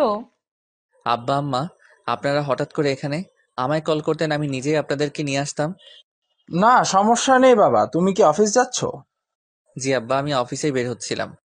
না বাবা, আসলে তোমার সাথে একটু কথা ছিল আমাদের, যদি একটু। জি আব্বা, বলুন কি কথা বলবেন। আসলে অনেকদিন হলো তোমাদের বেবি হচ্ছে না, তো আমরা চাইছি যে মিলিকে নিয়ে আমাদের বাড়ি গিয়ে দেখি কি হয়। তোমার শাশুড়িরও এই একই ইচ্ছা। আচ্ছা আব্বা, ঠিক আছে, নিয়ে যান। আমি আসছি তাহলে। ঠিক আছে বাবা, সাবধানে যাবে। মাহির তাদের সাথে কথা বলা শেষ করে অফিসের জন্য বেরিয়ে যায়। মাহির বেশ ভালো করেই জানে মিলিকে যেখানেই নিয়ে যাওয়া হোক না কেন কোনো লাভ হবে না। কারণ বেবি হবার জন্য যে দুটি মানুষকে এক হতে হয়, দুজনের মধ্যে একটা সম্পর্ক থাকতে হয়, সেটা মাহির আর মিলির মধ্যে নাই। তো কোনো কিছুতেই কিচ্ছু হবে না। মাহির অফিস থেকে বাড়ি ফিরতেই দেখতে পায় মিলি মন খারাপ করে বসে আছে। মিলিকে বাড়িতে দেখে মাহির চমকে যায় ভীষণ, কারণ মিলির তো ওদের বাড়িতে থাকার কথা। সেখানে মিলি এখনো তার বাড়িতে, তাও আবার মন খারাপ করে। মাহির মিলির কাছে এসে কৌতূহলী হয়ে বলল, মিলি, কি হয়েছে? মন খারাপ করে আছো কেন? তোমার না ও বাড়িতে যাওয়ার কথা ছিল? আমি কোথাও যাব না, আমি আপনার সাথেই থাকবো এই বাড়িতে। তা ঠিক আছে, কিন্তু কি হয়েছে? মন কেন খারাপ তোমার? মাহিরের কথাটা শেষ হবার আগেই মিলি দৌড়ে এসে মাহিরকে শক্ত করে জড়িয়ে ধরলো। মাহির খানিকটা অবাক হয়ে যায় মিলির এমন কাজে। মিলি মাহিরকে শক্ত করে জড়িয়ে ধরে কান্না করতে লাগলো। মাহির মিলিকে খানিকটা শক্ত করার চেষ্টা করে বলতে লাগলো, মিলি, কান্না কেন করছো? কি হয়েছে বলো আমায়। আচ্ছা, এমন ভাবে কান্না করলে কি একটু ভালো দেখাবে তোমায়? আমায় আজ মন ভরে কান্না করতে দিন, আমি অনেক কান্না করতে চাই। কিন্তু কেন? হুট করে কারণ ছাড়াই কি কেউ কান্না করে বলো? আমি জানি না কে করে আর না করে, তবে আমি করব। পাগলি একটা। আচ্ছা বলো, তোমার কান্নার কারণ কি? আমি বিয়ের পর থেকে একটা ভুল ধারণা মনের মধ্যে পোষণ করে আপনাকে অনেক অনেক কষ্ট দিয়েছি। হয়তো আমার কাজের জন্য আমি কখনো ক্ষমা পাবো না। কষ্ট কোথায় দিয়েছো? সব ঠিক আছে তো? আপনি আর একটাও কথা বলবেন না। কষ্ট দিয়েছি কি দেইনি তা আমি জানি। আপনি আমায় ক্ষমা করে দিন, আর কখনো আপনাকে কষ্ট দিব না আমি, প্রমিস। হুম, সেসব ঠিক আছে, কিন্তু হয়েছেটা কি? বিয়ের পর আমি যেটাকে পাপ বলতাম সেটা পাপ নয়, সেটাই আসল ভালোবাসা। এটা আমি এত পরে বুঝতে পেরেছি। আমার বেবি লাগবে, আপনার আদর লাগবে, আপনার ভালোবাসা লাগবে। প্লিজ আমায় ক্ষমা করে দিয়ে নিজের বাহু ডোরে আঁকড়ে নিন। হুম, পাগলি একটা। আমি তো আগেই বলেছিলাম এটা পাপ না, বরং ভালোবাসা। হুম, আমায় বোঝার ভুল ছিল। আমায় ক্ষমা করে দিন না প্লিজ। কান্না বন্ধ করো। আমি কখনো তোমার কাছে কষ্ট পাইনি। আর যখন কষ্ট পাইনি তখন ক্ষমা করার কি আছে? I love you. I love you so much. Mahir মিলিকে শক্ত করে নিজের বাহু ডোরে আঁকড়ে ধরলো। আজ আর তাদের দুজনের মাঝে বিন্দু মাত্র দূরত্ব নেই। দুটি হৃদয় ও মন আজ একসাথে। আপনি আমার দুধে হাত দিচ্ছেন কেন? আমি আম্মুকে বলে দিব। যাকে ইচ্ছা বলো, তোর দুধ ধরতে আমার ভীষণ ভালো লাগে। আমার দুধ ধরতে আপনার ভালো লাগলেই আপনি ধরবেন নাকি? হুম, আমার ভালো লাগলে আমি ধরবো। আচ্ছা, তোর দুধটা এত গরম কেন? যে গরম পড়েছে সবকিছু গরম হয়ে যাচ্ছে। আর এটা তো দুধ, গরম তো হবেই। গরমকাল দেখে কি এত গরম হয়ে যাবে নাকি? এই দুধ ধরতে মনে হচ্ছে হাতে ফোস্কা পড়বে আমার। তাহলে ধরেছেন কেন? ছেড়ে দিন না। আপনি যদি এখন আমার দুধের উপর থেকে হাত না সরান, তাহলে আমি চিৎকার করে কান্না করব। হুম। রিমির কথা শুনে রাজ হেসে ফেলল। একটু দুধের উপর হাত দিয়েছে দেখে মেয়েটা কত কথা শোনাচ্ছে রাজকে।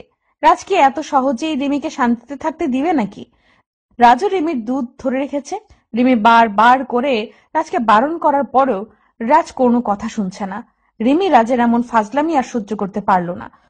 চরম বিরক্ত হয়ে রিমি ন্যাকা কান্না করে দিয়ে চিৎকার করে নিজের আম্মুকে ডাকতে লাগলো। আম্মু, দেখো রাজ ভাই আমার দুধ ধরছে বারবার। আমি বারণ করার পরেও ছাড়ছে না উনি। যত খুশি ডাক, বাড়িতে আন্টি নেই। আমার হাত থেকে তোকে বাঁচানোর মতো কেউ নাই।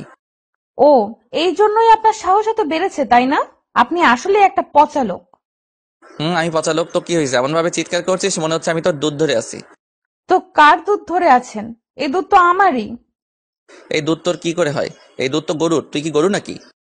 গরুর দুধ গোয়ালি বিক্রি করেছে আর আমি কিনে নিয়েছি, তার মানে এইটা এখন এই দুধ আমার। ওরে কি লজিক রে! শোন, আমি গরুর দুধ ধরেছি আর আমি এখন এটা খাবো। তুই চুপটি করে বসে থাক, তা না হলে কি? তা না হলে কিন্তু এই দুধ ছেড়ে অন্য কোনো দুধ খাওয়া শুরু করে দিব।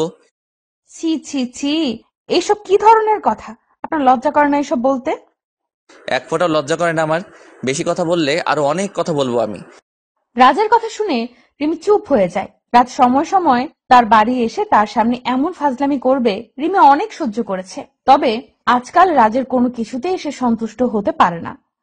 হুট করে রিমিকে আই লাভ ইউ বলাই হোক বা রিমিকে জড়িয়ে ধরা, কোনো কিছুতেই রাজ দুবার ভাবে না। রাজের এমন কার্যক্রমে রিমির পরিবারও কিছু মনে করে না, করবেই বা কেন? রাজের মতো ভালো ছেলে আর কোথাও আছে নাকি? রিমির জন্য এই ছেলেটাই পারফেক্ট। রিমিকে চুপ হয়ে থাকতে দেখে রাজ মলিন কণ্ঠে বলতে লাগলো, এই রিমি, কি ভাবছিস তুই? তোকে এমন কাকতাড়ুয়ার মতো বসে থাকা দেখলে আমার একটু ভালো লাগে না। তো কি করব, নাচবো নাকি এখন? তুই নাচতে চাইলে নাচতে পারিস, আমি কোনো সমস্যা নেই।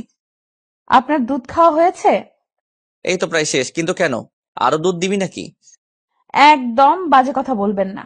আপনার চোখের দৃষ্টি আমার কাছে ভালো মনে হচ্ছে না। আমি কিছু বললেই তো তোর কাছে সেটা খারাপ হয়ে যায়। ভালো কথার তো আজকাল কোনো দামই নেই। আপনার এসব লুচ্চা কথার মানে আমার খুব ভালোই জানা আছে। এখন কি মিন করেছেন তা আমি বেশ ভালোই বুঝতে পারছি। তাই নাকি? সবটা যখন বুঝতেই পেরে গেছিস তবে দূরে রেখেছিস কেন? কাছে চলে আয়, একদম মিশে যা আমার সাথে। পাগল হয়ে গেছেন নাকি? এসব ফাজলামি একদম আমার পছন্দ নয়। ফাইজলামি কে করছে তোর সাথে? আমি সত্যি কথা বলছি নিজের মন থেকে। হয়েছে, এসব কথা বলিয়েন না। আপনার উপর আমি অনেক রেগে আছি। আপনি আমার দুধ খেয়ে ফেলেছেন, এখন আমি কি করব? আমি যখন তোর দুধ খেয়েছি তখন তুই আমার দুধ খেয়ে নে হিসাব বরাবর। আপনার দুধ কোথায় পাবো আমি? এই যে আমার আছে না, এইগুলো থেকে নিয়ে নে, যত ইচ্ছে তত দুধ। রাজ কথাটা বলতেই নিজের শার্ট দুটোর বাটন খুলে ফেললো। রাজ শার্টের বাটন খুলে দিতেই রিমির চোখের সামনে খানিকটা উন্মুক্ত হলো রাজের বুক। জিম করা বডি রাজের, দেখতেও সে সুদর্শন। সব দিক দিয়ে বিবেচনা করলে এক কথায় রাজ অতুলনীয়। রিমি রাজের দিকে এক দৃষ্টিতে তাকিয়ে আছে। জিম করা বডি রিমির ভীষণ পছন্দের। রিমি জিম করা বডি পছন্দ করে দেখে রাজ জিমে গিয়ে বডি বিল্ডিং করেছে। রিমি রাজের দিকে কিছু সময় তাকিয়ে থেকে নিজের চোখ নামিয়ে নিল। রিমি চোখ নামিয়ে নিতেই রাজ মুচকি হেসে রিমিকে উদ্দেশ্য করে বলল, কি হলো, চোখ নামিয়ে নিলি যে? আমাকে পছন্দ নয় বুঝি তোর? দেখুন রাজ ভাইয়া, এইসব ঠিক না। আমি আপনাকে আগেই বলেছি আমার কাছাকাছি আসিয়েন না। পরে কিছু হয়ে গেলে তার দায় আমি নিতে পারবো না। বাড়িতে তো তুই আর আমি ছাড়া কেউ নেই, কিছু একটা হয়ে গেলেও সমস্যা নেই। যেটা বিয়ের পরে পাবো তা বিয়ের আগে পেয়ে গেলেও সমস্যা নেই। আপনি কিন্তু বেশি বেশি করছেন। আমি কিন্তু এখন বাড়ি থেকে চলে যাব। কোথায় আর যাবি? দিন শেষে আমার বুকে ফিরতে হবে তোকে। রাজ কথাটা বলতেই বাঁকা হাসি দিয়ে রিমির দিকে এগিয়ে আসে। রিমি রাজের চোখের দিকে তাকিয়ে আছে। রাজের চোখগুলোর মধ্যে এক অদ্ভুত নেশা কাজ করছে। রিমি ভাবছে, রাজ আজ যদি তাকে কিছু করে ফেলে তাহলে কি হবে। রাজ এক পা করে রিমির দিকে এগিয়ে আসতে লাগলো। রিমিও রাজের দিকে খানিকটা পিছিয়ে যেতে লাগলো। রাজকে এখন ভীষণ ভয় করছে তার। এই ছেলে কি না কি করে ফেলে। রিমি পিছিয়ে যাবার এক পর্যায়ে দুম করে দেয়ালের সাথে ধাক্কা খায়। পিছিয়ে যাওয়ার পথ শেষ। রাজ রিমির কাছাকাছি আসতেই আলতো করে রিমির কোমরের উপর নিজের হাত রাখলো। রিমির কোমরে রাজের স্পর্শ পেতেই রিমির সারা শরীরে কারেন্ট বয়ে যায়। প্রবল ভাবে কেঁপে উঠল রিমির সারা শরীর। রিমি রাজকে উদ্দেশ্য করে কাঁপা কাঁপা কণ্ঠে বলতে লাগলো, এসব কি করছেন? আপনি আমার ধৈর্যের পরীক্ষা করিয়েন না। আমি কিন্তু নিজের মধ্যে আর থাকতে পারবো না। তো হারিয়ে যা না, আমি তো এটাই চাই তুই নিজেকে আমার সাথে সঁপে দিস। আর আমি তোকে অনেক আদর করি। কিন্তু এটা তো ঠিক নয়, এটা তো পাপ। পাপ পুণ্যের হিসেব কষতে আমি এখানে আসিনি। তাছাড়া আমায় তুই তোর দুধ খাইয়ে আমার মাথা খারাপ করে দিয়েছিস। এখন আমি তোকে আদর করবই করব। আমায় আটকাতে পারবে না কেউ। রাজ কথাটা বলতেই রিমিকে জড়িয়ে নিল নিজের বুকে। রিমিকে শক্ত করে জড়িয়ে ধরে রাজ রিমির পিঠের উপর হাত বুলিয়ে দিচ্ছে। রিমি রাজের প্রত্যেকটা স্পর্শে বারংবার কেঁপে কেঁপে উঠছে। রাজ রিমির এই কম্পনে নিজেকে আরো প্রবল নিঃশাক্ত অনুভব করছে। রাজ আলতো করে রিমির থুতনি ধরে রিমির থুতনি উঁচু করে দিতেই রিমি সকল লজ্জাকে সাইডে ফেলে দুম করে রাজের নিজের ঠোঁটজোড়া তারা শক্ত করে চেপে ধরলো। রাজ বিশ্বাস করতে পারছে না এটা রিমি, কারণ রিমি সর্বদা প্রচন্ড লজ্জা পেয়ে আসছে। সেই রিমি কিনা আজ নিজেই রাজের ঠোঁটের সাথে নিজের ঠোঁট এক করে নিয়েছে। কথাটা ভাবতেই চমকে যায় রাজ। রিমি রাজের ঠোঁটজোড়া নিজের দখলে নিয়ে পাগলের মতো চুমু খেতে লাগলো। রাজও উন্মাতের মতো করে রিমির ঠোঁটের ভালোবাসার পরশ নিয়ে যাচ্ছে। কিছু সময় চুমু খাওয়ার পর রাজ আলতো করে রিমির ঠোঁটজোড়া ছেড়ে দিল। রিমির ঠোঁটের মধ্যে থেকে নিজের ঠোঁটজোড়া তুলে নিয়ে রাজ রিমির বুকের উপর থাকা ওড়নাটা এক টানে নিজের হাতে নিয়ে নিল। ওড়না সরে যেতেই রাজের সামনে রিমির বুকটা উন্মুক্ত হয়ে যায়। রিমি নিজের উন্মুক্ত বুক ঢাকার বিন্দুমাত্র চেষ্টা করলো না, কারণ রিমি এটাই চেয়েছে। রাজ রিমির বুকের দিকে তাকিয়ে আছে। রিমি রাজের দিকে তাকিয়ে মুচকি মুচকি হাসছে। রাজ আর অপেক্ষা করতে পারল না, দুম করে রিমিকে কোলে তুলে নিল সে। রিমিকে কোলে তুলে নিয়ে রাজ সোজা বিছানায় চলে যায়। রিমিকে বিছানায় শুইয়ে দিয়ে রাজ ঝাঁপিয়ে পড়ল রিমির উপর। তারপর কি হলো সেটা আর বলার অপেক্ষায় রাখে না। রিমি আর রাজ একে অপরের মাঝে ডুবে যায়। আদর করার নেশায় মেতে উঠে রাজ। প্রায় 2 ঘন্টা পর রাজ ক্লান্ত হয়ে রিমির বুকের উপর লুটিয়ে পড়ল। রিমি রাজকে শান্ত হয়ে যেতে দেখে বলতে লাগলো, কি হলো জনাব, এতক্ষণ পর আপনার শেষ হলো? ওহ সরি, খুব তাড়াতাড়ি শেন হয়ে গেল তাই না? সরি। হ্যাঁ, ফার্স্ট টাইম তো, তাই আর কি। এই চুপ করো ফাজিল, এত সময় ধরে আদর করেছো, বাবা রে, আমি তো ভেবেছি আজ আর শেষ হবে না। ইচ্ছে তো ছিল না শেষ করার, একবার একবার শুরু হয়ে যাওয়ার পর আর থামতে ইচ্ছে করে না। এমন ভাবে চলতে থাকলে তোমার জন্য 2 দিন পর পর খাট কিনে আনতে হবে। তাই হয়তো আনতে হবে। রাজ কথাটা শেষ করার সাথে সাথে কলিং বেল বেজে উঠল। কলিং বেলের শব্দ পেতেই রিমি দ্রুত জামা পরে নিল, আর রাজও জামা পরে নিল। দুজন রেডি হয়ে নিয়ে রিমি দরজা খুলতে চলে যায়। দরজা খুলতেই রিমি দেখতে পায় তার আম্মু চলে এসেছে। রিমির আম্মু রুমে প্রবেশ করতে করতে রিমিকে উদ্দেশ্য করে বলতে লাগলো, রাজ কি চলে গেছে নাকি এখনো আছে? না আম্মু, রাজ ভাইয়া এখনো রুমেই আছে। কিন্তু কেন? এমনি, ওর সাথে আমার কথা আছে। কি কথা আম্মু? সেটা তোকে বলতে হবে নাকি? রাজকে গিয়ে বল আমার রুমে আসতে। ঠিক আছে আম্মু, বলছি। রিমি নিজের আম্মুর সামনে থেকে সোজা চলে আসে রুমে। রিমির আম্মুর মুখ ভারী হয়েছিল। রিমির আম্মুর মুখটা দেখে রিমি বেশ বুঝতে পারলো যে তার আম্মুর মুড ভালো নেই। কিন্তু কি হলো হঠাৎ করে যে তার মুখ এমন গম্ভীর হয়ে গেছে? আর কি জন্যই রাজকে আলাদা ডেকেছে কিছুই বুঝতে পারলো না রিমি। রিমি রাজের কাছে এসে রাজের উদ্দেশ্যে বলতে লাগলো, রাজ, কোনো সমস্যা হয়েছে হয়তো, আম্মু তোমাকে ডেকেছে। হঠাৎ করে আবার কি সমস্যা হলো? সেটা তো আমি জানি না, তুমি কথা বলার সময় সাবধানে কথা বলবে, ঠিক আছে? ঠিক আছে, ওয়েট, আমি দেখে আসছি। তুই পেইন কিলার খেয়ে রেস্ট করো একটু। রাজ রিমিকে রুমে রেখে রিমির আম্মুর রুমে চলে যায়। রাজ রিমির আম্মুর রুমে আসতেই রিমির আম্মু রাজকে উদ্দেশ্য করে শক্ত গলায় বলতে লাগলো, রাজ, তোকে এখানে কেন ডেকেছে জানিস? না আন্টি, কেন বলুন তো? দেখ, তোকে আমি ছোটবেলা থেকে নিজের হাতে বড় করেছি। আমার আর তোর বাবা মায়ের ইচ্ছে তোর সাথে রিমির বিয়ে হোক। তোর কি মতামত? আন্টির কথাটা শুনে রাজের মনের মধ্যে খুশিতে লাড্ডু ফুটতে লাগলো। রাজ তো এটাই চেয়েছে এত বছর, যেন রিমি আর তার বন্ধুত্বের সম্পর্কটা ভালোবাসায় আর তারপর বিয়েতে পূর্ণতা লাভ করে। আজ সেই স্বপ্নটা পূরণ হতে চলেছে। রাজ খুশিতে গদগদ হয়ে রিমির আম্মুকে বলল, জি আন্টি, আমার দিক দিয়ে তো কোনো সমস্যা নেই, তবে রিমির মনের কথা তো আর আমি জানি না। এখন আপনারা যা ভালো মনে করেন তাই করেন। রিমির কথাটা জানতে চাই আমি। ওকে তো এই বিষয়ে কিছু বলতেও পারছি না। একবার বলেছে ও নাকি এসবে নাই। এখন আমি কি করে বলতো? আন্টির কথাটা শুনে রাজ চমকে যায়। রিমি যদি বলে থাকে যে তার মনের মধ্যে রাজকে নিয়ে কোনো ফিল নাই, তবে আজ যেটা হলো সেটা কি ছিল? রাজ তার আন্টিকে কিছু বলার ভাষা খুঁজে পাচ্ছে না। রিমি কি তবে তার সাথে কোনো নাটক করেছে? রাজ কিছু সময় চুপ থেকে অতঃপর বলল, আচ্ছা আন্টি, আমি রিমির সাথে কথা বলে দেখছি ব্যাপারটা, তারপর আপনাদের জানাবো, ওকে? তাই করিস বাবা। আমার মেয়েটার কোনো কথাই আমি বুঝতে পারি না। আন্টির সাথে আরো কিছু সময় কথা বলার পর রাজ রিমির রুমে চলে এলো। রিমি পেইন কিলার খেয়ে শুয়ে আছে বিছানায়। রাজ রুমে কখন প্রবেশ করেছে রিমি বলতে পারবে না।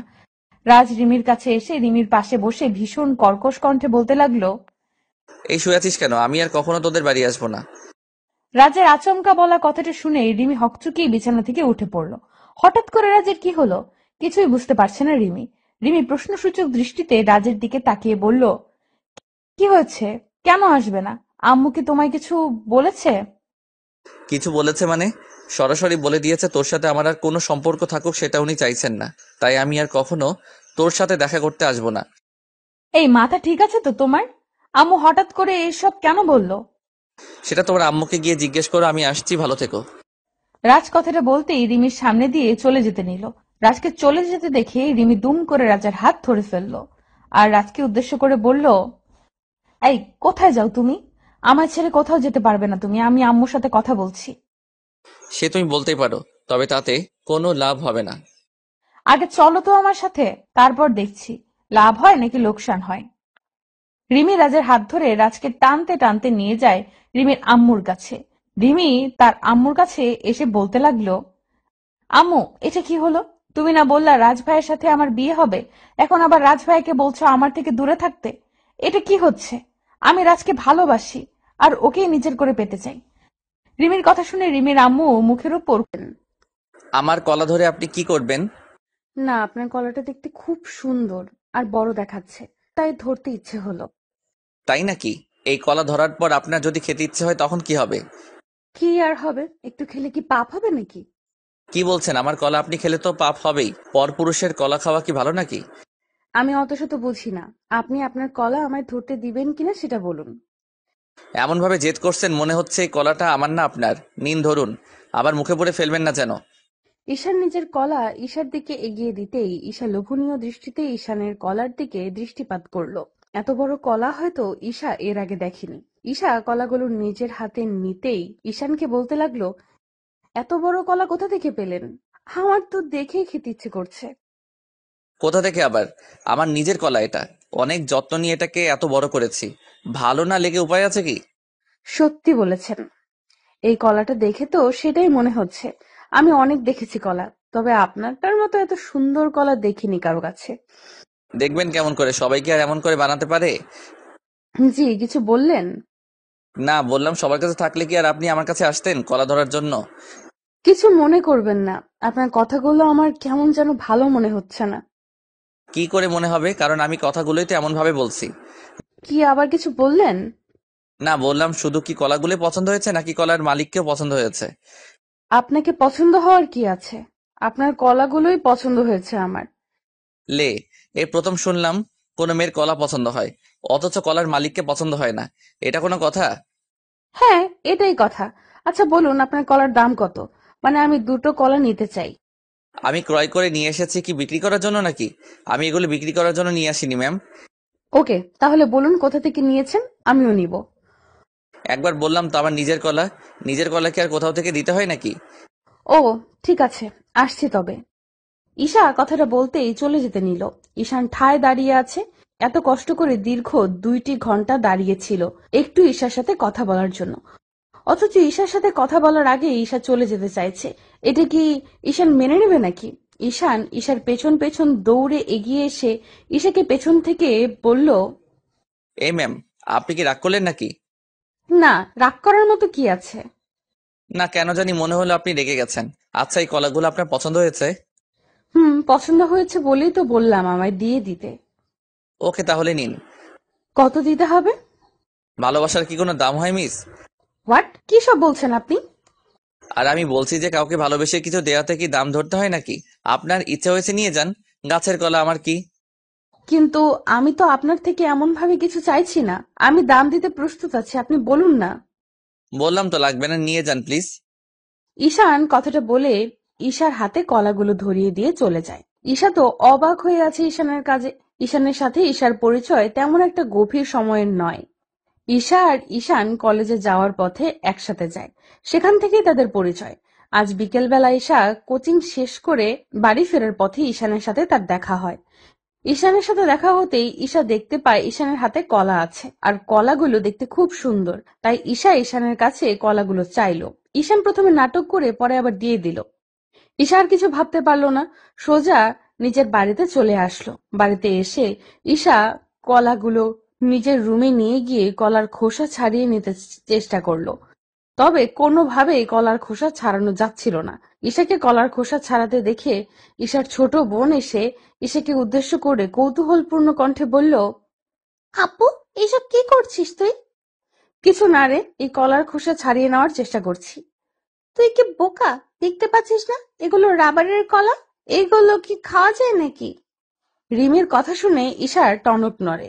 ঈশা খানিকটা ভ্যাবাচ্যাকা খেয়ে গিয়ে রিমিকে বলল, কি বলছিস তুই? এগুলো রিয়েল কলা, আমি আমার এক পরিচিত লোকের থেকে নিয়েছি। যার থেকেই নিস না কেন, সে তোর সাথে মজা করেছে। আসলে আপু, তুই এতটা বোকা কি করে হতে পারিস? আসল নকল কিছুই বুঝিস না। রিমি কথাটা বলতেই রিমি কথাটা বলে হাসতে হাসতে চলে যায়। ওইদিকে ঈশার মাথায় হাত দিয়ে ভাবতে লাগলো, এই কলাগুলো ফেক কি করে হতে পারে, আর ঈশানী বা তার সাথে এমন মজা কেন করবে? ঈশা আরো একবার কলাগুলো হাতে নিয়ে ভালো করে পরীক্ষা করে দেখলো। এবার যেন রিমির কথাটাই সত্যি হয়েছে, এই কলাগুলো আসলেই রাবারের। ঈশা এই কলাগুলো রাবারের দেখে রাগে ফুঁসতে লাগলো। এত বড় ধোঁকা তার সাথে কি করে হতে পারে? ঈশা রাগের কারণে কলাগুলো মাটিতে ছুঁড়ে মারলো। ইচ্ছা করছে ঈশার এক্ষুনি ঈশানের চুলগুলো টেনে ছিঁড়ে ফেলতে। কি অসম্ভব ছেলে একটা! এমন ভাবে কি কেউ কাউকে ধোঁকা দেয়? পরদিন সকালে ঈশা রেডি হয়ে কলেজে যাচ্ছে। কিছু দূর যাওয়ার পর ঈশা দেখতে পেল ঈশানও তার পেছনে পেছনে আসছে। ঈশা এই সময়ের জন্য অপেক্ষা করছিল। এখন ঈশানের থেকে তার জানতে হবে কেন ঈশান তার সাথে এত বড় প্রতারণা করলো। ঈশা রাস্তার পাশে দুম করে দাঁড়িয়ে পড়তেই ঈশান মুচকি হেসে ফেলল। ঈশান জানে ঈশা তার সাথে কথা বলার জন্যই দাঁড়িয়েছে, আর ঈশানও এটাই চাইতো যে ঈশা তার সাথে কথা বলুক। ঈশান ঈশার কাছাকাছি এগিয়ে আসতেই ঈশা ঈশানকে উদ্দেশ্য করে ভ্রু কুঁচকে বলল, এই ছেলে দাঁড়াও, তোমার সাথে আমার কথা আছে। জি বলুন, কি কথা? তুমি যে কলাগুলো গতকাল আমায় দিয়েছিলে ওগুলো ফেক কলা ছিল, রাইট? ফেক ছিল কেন, কি হয়েছে? একটা থাপ্পড় দিব, মাথার তার সব ঠিক মতো লেগে যাবে। আমার সাথে মজা করার সাহস কি করে হয় তোমার? জানো তোমার এই ফাজলামের জন্য আমি আমার ছোট বোনের কাছে হাসির পাত্রী হয়ে গেছি। আরে সরি, আমি তো আপনার সাথে এমন কিছু হবে জানতাম না। আমি তো আপনার সাথে একটু কথা বলতে চেয়েছি, তাই এমন করেছি, সরি। মানে আমার সাথে তোমার কি কথা? আসলে মানে এই ছেলে, আমার দিকে এমন ভাবে তাকাচ্ছ কেন? একদম উল্টাপাল্টা কথা বলবে না, আমার সামনে থেকে যাও, আর কখনো আমার সামনে আসবে না। কিন্তু কেন? আমি আপনার সামনে আসলে কি হবে? আর আমি আপনাকে পছন্দ করি। কাউকে পছন্দ করা কি পাপ? পাপ কিনা তা আমি জানি না, আপনাকে আমার পছন্দ নয়, তো নিজের লিমিটের মধ্যে থাকুন। ঈশা কথাটা বলতেই ঈশানের সামনে দিয়ে হনহন করে চলে যায়। ঈশান ঈশার দিকে তাকিয়ে আছে। ঈশান ঈশাকে মন থেকে ভালোবাসে, আর ঈশানও জানে ঈশাও তাকে পছন্দ করে। কিন্তু হঠাৎ করে ঈশানকে মুখের উপর না করে দেওয়ার কারণ কি? ঈশান কিছু বুঝতে পারলো না। ঈশান কলেজ শেষ করে কলেজের সামনে কিছু সময় অপেক্ষা করার পর দেখলো ঈশা আসছে। ঈশান ঈশার সামনে এসে আবারও ঈশানকে বলল, ঈশা, আমি তোমার সাথে একটু কথা বলতে চাই। আমার সময় হবে না, সরি। প্লিজ 2 মিনিট একটু কথা বলেই আমি চলে যাব, প্রমিস। তোমার প্রমিস শোনার মতো কোনো মুড নেই আমার। এমন করিও না, আমার কথাটা শোনো। তারপর তোমার যা ইচ্ছা হয় বলো, আমি তাই করব, প্রমিস। ঠিক আছে, বলো কি বলবে। আমি তোমায় ভালোবাসি, আর সারা জীবন তোমার সাথে থাকতে চাই। প্লিজ আমায় ফিরিয়ে দিও না তুমি। আমি তোমাকে ভালোবাসি না, হয়েছে কথা। আচ্ছা ঠিক আছে, আমায় শুধু এইটুকু বলো, কি কারণে আমায় ভালোবাসো না? আমার মধ্যে কি সমস্যা আছে বলো তুমি। আপনার মধ্যে কি সমস্যা তা তো বলতে পারছি না, তবে এইটুকু শিওর থাকুন আপনি আমার মতো না, সো একটু দূরে থাকাই ভালো। এটাই তোমার শেষ কথা? হুম। তবে আমারও একটা কথা আছে, শুনবে? আমি যে কোনো ভাবেই হোক তোমায় নিজের করেই ছাড়বো, প্রমিস করলাম। আমার ভালোবাসা এতটা দুর্বল না যে হারিয়ে যাবে। ওকে, অপেক্ষায় থাকলাম। ঈশা কথাটা বলতেই ঈশানের সামনে দিয়ে চলে যায়। ঈশান এক দৃষ্টিতে ঈশার চলে যাওয়ার দিকে তাকিয়ে আছে। মনকে বোঝাতে পারছে না ঈশান যে ঈশার মনের মধ্যে তার জন্য কোনো জায়গা নেই। ঈশান ঠায় দাঁড়িয়ে আছে নীরবে। ঈশানকে এমন দাঁড়িয়ে থাকতে দেখে ঈশানের বন্ধু রাজ এসে ঈশানকে উদ্দেশ্য করে বলল, কিন্তু কেন, কি হয়েছে? আর বলিস না দোস্ত। আচ্ছা আমি কি দেখতে খারাপ? কোনো নেশা করি? চরিত্র খারাপ আমার? না তো, কিন্তু কেন, কি হয়েছে? ঈশা আমায় রিজেক্ট করেছে। জানিস, ওকে প্রথম দেখায় আমি পাগল হয়ে গেছি। এতটা পাগল হয়েছি যে ওকে ছাড়া আমি বাঁচতে পারবো না। সেই ঈশা আজ আমায় মুখের উপর না করে চলে গেছে। আমি কি করব বুঝতে পারছি না দোস্ত। সত্যি ভালোবাসিস ওকে? সত্যি ভালোবাসি আমি। তাহলে চাপ নিচ্ছিস কেন? তুই এক কাজ কর, তোর বাড়ির লোকেদের জানিয়ে দে, তারপর দেখ কি হয়। মানে? বাড়ির লোকদের জানালে আমাকে বাড়ি থেকে বের করে দিবে, তখন আমি কোথায় যাব? ভালোবাসার জন্য মানুষ জীবনও দিয়ে দেয়, আর তুই কিনা বাড়ি চিন্তা করছিস? ছি দোস্ত। ঈশান রাজের কথার মানে বুঝতে পারল না ঠিক, তবে ঈশাকে নিজের করে পেতে হলে রাজের আইডিয়াটা মন্দ হবে না। ঈশান সোজা নিজের বাড়ি চলে আসলো। বাড়ি এসে ঈশান কি করে নিজের বাবা মাকে এই কথাটা বলবে তাই ভাবছে।